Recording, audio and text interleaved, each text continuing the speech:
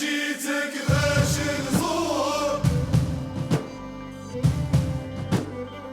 داويني جاوي وبخور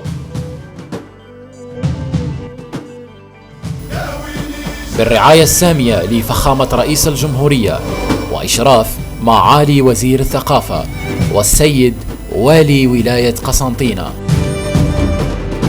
وتحت شعار قسنطينة القصيدة المعلقة.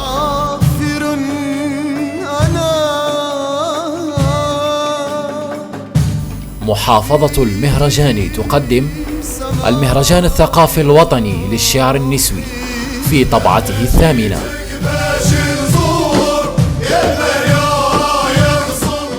حول المدينة في الشعر النسائي العربي المعاصر.